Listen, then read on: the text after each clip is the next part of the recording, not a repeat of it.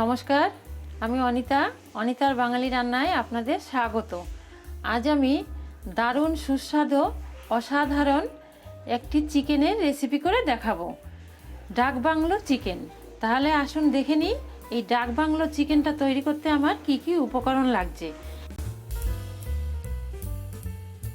এখানে আমি 1 KG chicken নিয়েছি। চিকেনটাকে খুব ভালো করে ধুয়ে পরিষ্কার করে রেখেছি। এখানে কিছু গোটা আলু নিয়েছি। আলুগুলোকে ছুলে মাঝখান থেকে চাকু দিয়ে চিড়ে চিড়ে নিয়েছি চারিদিক থেকে। এখানে 2টো গোটা ডিম সেদ্ধ করে রেখেছি, ডিমটাকেও একটু চিড়ে রেখেছি। এখানে 3টে গোটা পেঁয়াজ আছে, 2টো কাঁচা লঙ্কা আছে গোটা, হলুদ, লবণ, সরষের তেল। এখানে বড় সাইজের একটা টমেটো পেস্ট করে নিয়েছি। টক দই আছে, টক দইটা আমি খুব ভালো করে ফেটিয়ে নিয়েছি। এখানে আদা, রসুন, কাঁচা লঙ্কা বাটা আছে, জিরে ধনে বাটা আছে, কাশ্মীরি লাল লঙ্কার গুঁড়ো আর 2-3টে পেঁয়াজ কুচিয়ে রেখেছি। আর ফোড়নের জন্য গোটা জিরে, লবঙ্গ, এলাচ, দারচিনি, তেজপাতা। তাহলে আসুন দেখে নিই এই রান্নাটা আমি কি করে করি। প্রথমে আমি চিকেনটাকে ম্যারিনেট করে নেব, কিছু মশলা দিয়ে মেখে নেব চিকেনটাকে।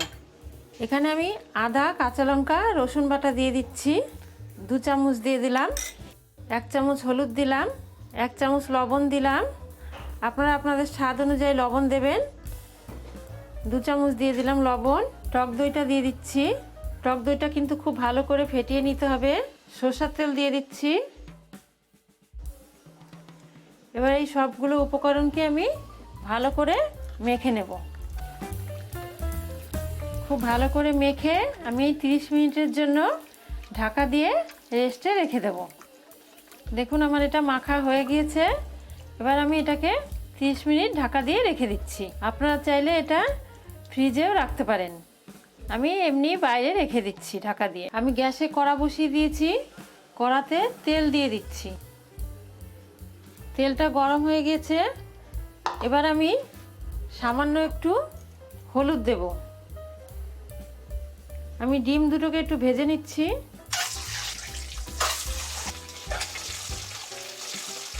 আমি ভেজে নিয়েছি। এবার আমি এই তেলের মধ্যে আলুগুলোকে একটু ভেজে নেব। সামান্য একটু হলুদ দিয়ে দিচ্ছি। আলুগুলো একটু লাল করে ভেজে নেব। আলুটা আমার ভাজা হয়ে গিয়েছে, দেখুন কত সুন্দর লাল করে ভেজে নিয়েছি। এবার আমি আলুগুলোকে তুলে নিচ্ছি। এই তেলে আমি তেজপাতা দিয়ে দিচ্ছি, দারচিনি টুকরো 2টো দিয়ে দিচ্ছি, গোটা জিরে, লবঙ্গ, এলাচ, দারচিনি দিয়ে দিলাম। এবার আমি পেঁয়াজ দিয়ে দিচ্ছি। পেঁয়াজটাকে দিয়ে আমি ভেজে নেব। খুব বেশি লাল করে ভাজতে হবে না, একটু হালকা ভেজে নেব। ভাজা হয়ে গিয়েছে। আমি কিন্তু পেঁয়াজটা খুব বেশি ভাজিনি, হালকা একটু ভেজেছি। এবার আমি এর মধ্যে এই টমেটো পেস্টটা দিয়ে দিচ্ছি, জিরে আর ধনের গুঁড়োটা দিয়ে দিচ্ছি, 1/2 চামচেরও কম একটু কাশ্মীরি লাল লঙ্কার গুঁড়ো দিয়ে দিচ্ছি। এটা ঝালের জন্য না, জাস্ট একটু কালারের জন্য দেওয়া। আমি মাংসটা ম্যারিনেট করার সময় আমি লবণ দিয়েছি, এখানে আমি অল্প লবণ দিয়ে দিচ্ছি। আপনারা লবণটা অবশ্যই বুঝে দেবেন। ছোটো চামচের 1 চামচ হলুদ দিয়ে দিচ্ছি। এবার সব মশলাগুলোকে আমি একসঙ্গে খুব ভালো করে 2-3 মিনিট ধরে কষিয়ে নেব। দেখুন মশলাটা আমার মোটামুটি কষানো হয়ে গিয়েছে। মশলা দিয়ে চারিদিক থেকে তেল ছেড়ে দিয়েছে। এবার আমি এই যে 30 মিনিট আগে যে আমি চিকেনটাকে ম্যারিনেট করে রেখেছিলাম, এই চিকেনটাকে এর মধ্যে দিয়ে দিচ্ছি। চিকেনটা দিয়ে মশলার সঙ্গে খুব ভালো করে মিশিয়ে আরও 3-4 মিনিট আমি এটাকে কষিয়ে নেব। খুব ভালো করে নেড়ে চেড়ে মিশিয়ে নিতে হবে। এটা আমি এবার 5-6 মিনিটের জন্য একটু ঢেকে দিচ্ছি। 5-6 মিনিট পর আমি ঢাকাটা তুলে নিচ্ছি। দেখুন চিকেনটা মোটামুটি কষানো হয়ে গিয়েছে। চিকেনটা দিয়ে কিন্তু কতটা জল বেরিয়েছে। আমি এবার এর মধ্যে ভেজে রাখা আলুগুলোকে দিয়ে দেব। আলুটা দিয়ে নেড়ে চেড়ে চিকেনের সঙ্গে মিশিয়ে নিচ্ছি। আমি এর মধ্যে এখন কোনো জল দেব না, কারণ চিকেন থেকে আরও জল বার হবে। আমি এটাকে আরও 5-7 মিনিটের জন্য ঢেকে দিচ্ছি। মিনিট হয়ে গিয়েছে, এবার আমি ঢাকাটাকে তুলে নিচ্ছি। দেখুন চিকেনটা আমার একদম ভালো করে কষানো হয়ে গিয়েছে, খুব সুন্দর করে কষিয়ে নিয়েছি। এবার আমি এর মধ্যে দারুণ একটি মশলা অ্যাড করব।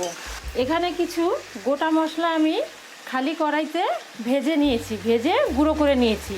একটা তেজপাতা, দুটো শুকনো লঙ্কা, গোটা গরম মশলা, লবঙ্গ, এলাচ, দারচিনি, ধনে আর গোটা জিরে একসঙ্গে কড়াইতে ভেজে আমি গুঁড়ো করে রেখে দিয়েছি। এবার আমি এটাকে এর মধ্যে দিয়ে দিচ্ছি। এই মশলাটা অবশ্যই দিতে হবে। এই মশলাটা দেওয়ার কারণে ডাকবাংলো চিকেনটা খেতে দারুণ টেস্ট হবে। এবার আমি মশলাটা দিয়ে খুব ভালো করে আবার একটু মিশিয়ে নিচ্ছি। জায়ফল আর জায়ত্রীর গুঁড়ো এই গুঁড়ো মশলাটার মধ্যে ছিল, আমি এটা আপনাদের বলতে ভুলে গিয়েছিলাম। মশলাটা আমি খুব ভালো করে মিশিয়ে নিয়েছি। এবার আমি এর মধ্যে ফোটানো গরম জল দিয়ে দেব।